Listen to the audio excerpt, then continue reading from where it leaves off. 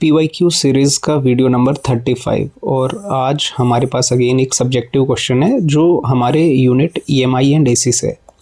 इससे पहले हम क्या कर रहे थे, इलेक्ट्रोस्टैटिक्स के जो पहले 2 चैप्टर हैं उनके कुछ क्वेश्चंस कर रहे थे। हालांकि उसके बाद और भी काफ़ी सारे क्वेश्चन हैं, पर हमने क्योंकि इलेक्ट्रोस्टैटिक्स के 10, 12, 15 क्वेश्चन कर लिए हैं, तो अब हम EMI और AC के क्वेश्चन डिस्कस कर रहे हैं, ठीक है, ताकि और भी कुछ चैप्टर्स हमारे कवर हो जाए।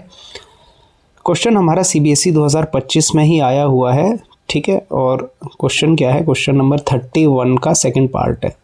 N ideal transformer is design to convert 50 volt into 250 volt, ठीक है। आपकी जो वोल्टेज है वो 50 वोल्ट से कितनी कर दे रहा है, इनपुट आपका 50 वोल्ट है और उसको वो कितना कर दे रहा है, 50 वोल्ट से कन्वर्ट कर दे रहा है 250 वोल्ट में।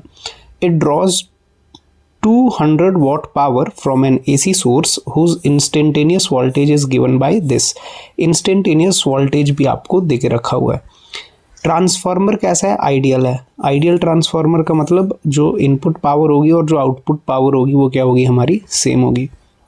फिर हमें क्या निकालना है, find the RMS value of input current, expression for instantaneous output voltage, ठीक है। ये ध्यान रखना है कहाँ पे इनपुट है कहाँ पे आउटपुट है, और expression for instantaneous output current.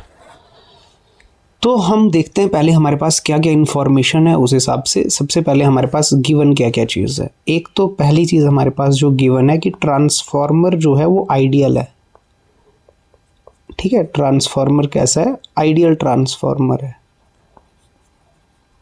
तो आइडियल ट्रांसफार्मर जो है इसका क्या मतलब है, इसका मतलब है जो इनपुट पावर होगी वही आउटपुट पावर होगी, ठीक है। और आपको दिया हुआ है वो पावर की वैल्यू कितनी है, 200 है, ठीक। फिर ये क्या कर रहा है, ये 50 वोल्ट की जो हमारी 50 वोल्ट है उसको कन्वर्ट कर दे रहा है 250 वोल्ट में। तो ये जो ट्रांसफार्मर है ये स्टेप अप है, स्टेप अप ट्रांसफार्मर है, ठीक है। स्टेप अप ट्रांसफार्मर है। हमें कैसे पता लगा, हमें इस तरह से पता लगा कि भाई ये वोल्टेज को 5 गुना बढ़ा दे रहा है। वोल्टेज को क्या कर दे रहा है, ये 50 से 250 कर दे रहा है, माने वोल्टेज हमारा क्या हो जा रहा है, 5 टाइम्स हो जा रहा है, ठीक है। 50 से कोई चीज़ 250 हो गई तो कितने हो गई, 5 गुना हो गई, तो 5 टाइम्स वोल्टेज को बढ़ा दे रहा है। फिर हमारे पास और क्या दिया गया है, और हमारे पास दिया गया है instantaneous voltage is given as, ठीक है। इंस्टेंटेनियस वोल्टेज हमारे पास दी हुई है कि जो V इंस्टेंटेनियस है वो कितना दिया हुआ है, 20 sin 100 pi into T volt, ठीक है। ये V जो है ये तो वोल्ट है, ये तो यूनिट के लिए है। तो ये हमारे पास इंस्टेंटेनियस वोल्टेज की वैल्यू भी दे के रखी हुई है। अभी हमें RMS value of input current निकालनी है। तो इंस्टेंटेनियस वोल्टेज ये इनपुट ही है हमारे पास, ये क्या है हमारे पास, ये इनपुट है, ठीक है। अब आप क्या करोगे, यहाँ से आपको पता है ये जो चीज़ होती है, ये चीज़ क्या होती है, V0 होती है, ये पीक वैल्यू होती है। तो यहाँ पर मैं क्या बोलूँगा, यहाँ पर V0 ऑफ इनपुट, इनपुट के लिए जो पीक वैल्यू ऑफ वोल्टेज है वो कितनी है, 20 वोल्ट है, ठीक है। तो इसका मतलब है जो RMS वैल्यू होगी, RMS वैल्यू जो होगी किसके लिए, इनपुट के लिए, ठीक है। RMS वैल्यू क्या होती है, RMS वैल्यू होती है peak value divided by √2। RMS value और पीक वैल्यू में रिलेशन हमें पता है ना, RMS वैल्यू क्या होती है, पीक वैल्यू डिवाइडेड बाई √2, या पीक वैल्यू क्या होती है, √2 इंटू RMS वैल्यू। ये फंडामेंटल रिलेशन तो हमें पता होने चाहिए। तो यहाँ से हम क्या करेंगे, यहाँ से RMS वैल्यू जो हमारी होगी इनपुट के लिए, वो RMS वैल्यू यहाँ पे IN लिख देता हूँ शॉर्ट में, इनपुट। तो ये कितनी आ जाएगी, 20/√2 वोल्ट, ठीक है। यहाँ से आपकी आ गई ये V0 RMS भी, VRMS भी आ गई। हमें क्या चाहिए, हमें करंट की वैल्यू चाहिए, हमें करंट की RMS वैल्यू चाहिए। तो हम क्या करेंगे, पावर हमारे पास है ही है, क्योंकि आइडियल ट्रांसफार्मर है तो पावर तो क्या रहती है, सेम रहती है। तो हम क्या करते हैं, फर्स्ट पार्ट को देखते हैं सवाल के। फर्स्ट पार्ट के लिए हम क्या करेंगे, वी नो दैट पावर क्या होती है, पावर होगी VRMS इंटू IRMS, और ये किसके लिए लगा रहे हैं, अगेन इनपुट के लिए लगा रहे हैं। किसके लिए लगा रहे हैं, ये इनपुट के लिए। ठीक है, अब हमें पता है पावर तो चाहे इनपुट आउटपुट है, क्योंकि आइडियल है तो सेम ही है, तो पावर की वैल्यू रख दी 200। वी आर एम एस की वैल्यू रख देता हूँ। वी आर एम एस की वैल्यू अभी निकाली, कितनी आ गई, 20 divided by √2। I R M S हमें निकालना है। देखो R M S value of input निकालनी है, तो यहाँ से आई आर एम एस कितना आ गया आपका, आप इसको सिंप्लीफाई करते हो, बिल्कुल ईजी है। 0 से 0 कैंसिल होगा, 2 से ये कैंसिल होगा, 10, तो कितना आ गया, 10√2। तो आई आर एम एस की वैल्यू आपकी आ गई 10√2 एम्पियर।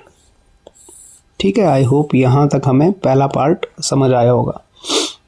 फिर हमसे बोला है expression for instantaneous output voltage. अब वोल्टेज जो है वो आउटपुट वोल्टेज, कौन सी, इंस्टेंटेनियस आउटपुट वोल्टेज।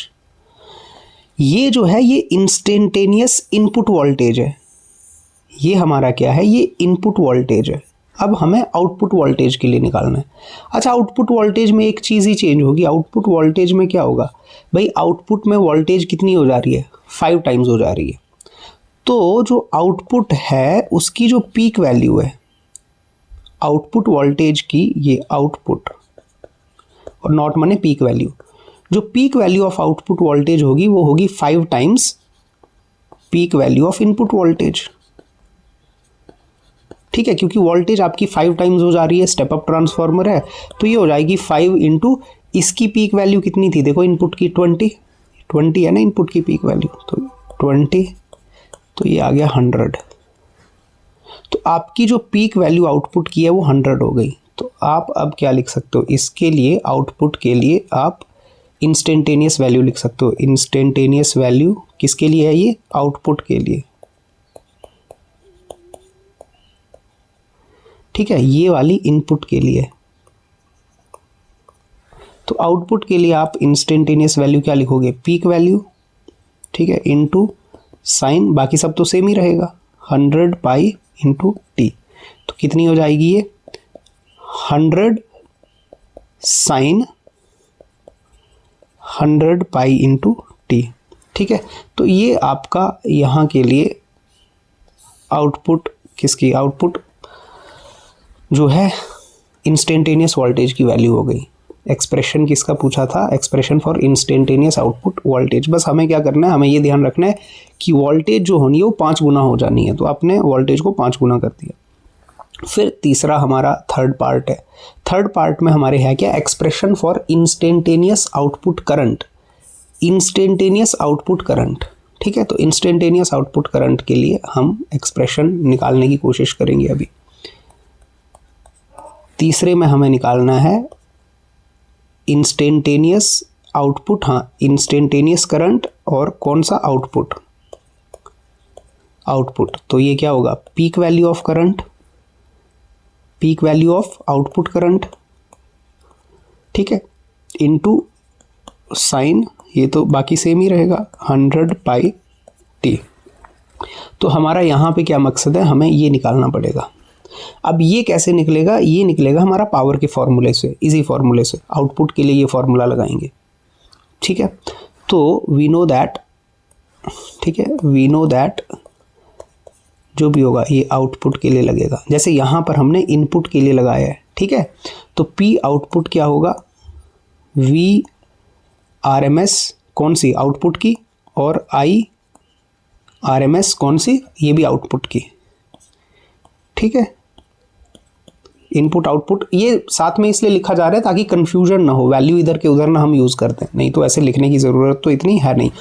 पावर तो सेम है क्योंकि आइडियल ट्रांसफार्मर है, पावर हमारी क्या है, सेम है 200, तो यहाँ पे रख दिया हमने 200। आरएमएस आउटपुट, देखो पीक वैल्यू ऑफ आउटपुट हमने निकाल ली है। पीक वैल्यू ऑफ आउटपुट हमारी कितनी है, 100। पीक वैल्यू ऑफ आउटपुट कितनी है, 100। तो आरएमएस वैल्यू क्या होती है, आरएमएस वैल्यू होती है पीक वैल्यू डिवाइडेड बाई √2। भाई किसी भी चीज़ की, चाहे वोल्टेज है चाहे करंट है, ये तो हमारा फंडामेंटल है ना। चाहे मैं वी आर एम एस निकालूँ तो ये क्या होता है, वी नॉट डिवाइडेड बाई √2। चाहे मैं आई आर एम एस निकालूँ तो ये क्या होता है, आई नॉट डिवाइडेड बाई √2। ये तो हमारे फॉर्मूले हमें याद ही होने चाहिए। तो अभी हम क्या करेंगे, इसका मतलब है पीक वैल्यू है 100 डिवाइडेड बाई √2 इंटू IRMS। ठीक है, IRMS कौन सी? आउटपुट। तो यहाँ से हमने क्या किया, ये 2 0 तो कैंसिल हो गए, तो यहाँ से IRMS आ गया। RMS current for output RMS current जो भी है वो कितना आ गया, 2√2 एम्पियर। ठीक, पर क्या हमें RMS करंट चाहिए इधर इक्वेशन में? नहीं, हमें पीक करंट चाहिए। तो इसका मतलब है दिस इम्प्लाइज, अगर मुझे पीक करंट चाहिए आउटपुट का, तो पीक करंट क्या होता है, √2 टाइम्स RMS करंट, तो √2 टाइम्स RMS करंट। ठीक है, पीक करंट क्या होता है, यहीं से ना, यही रिलेशन है हमारा, यही तो हमारे रिलेशन है। अगर पीक वैल्यू निकालनी हो तो क्रॉस मल्टीप्लाई कर दो √2 टाइम्स RMS वैल्यू, और अगर RMS वैल्यू निकालनी है तो पीक वैल्यू से √2 को डिवाइड। तो हमें पीक वैल्यू क्या आ गई, √2 इंटू 2√2, जो कि हमारी कितनी आ गई, पेन चेंज कर लेते हैं, ये हमारी आ गई 2 इंटू 2 4 एम्पियर। ठीक है, तो देयरफॉर जो हमारा इंस्टेंटेनियस आउटपुट करंट है, जो हमारा इंस्टेंटेनियस आउटपुट करंट है वो कितना आ जाएगा, 4 sin 100 पाई इंटू टी, ये आ जाएगा इंस्टेंटेनियस आउटपुट करंट। ठीक है, ये सारी चीज़ें साथ साथ में, ये इनपुट आउटपुट क्लियरली इसलिए लिखा गया है साथ साथ में, ताकि वैल्यू पुट करने में कोई कन्फ्यूजन ना हो। ठीक है, नहीं तो फिर हमारा क्वेश्चन गलत होने के चांसेस बढ़ जाते हैं।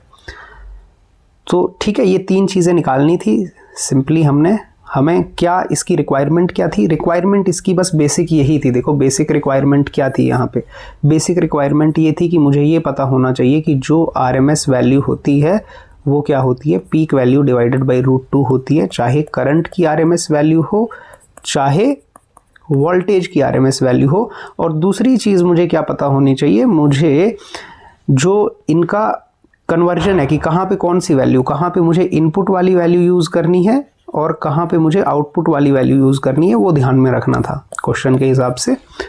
और आइडियल अगर दिया हुआ है तो हमें पता है output power is equal to input power, उसकी कंडीशन होती है।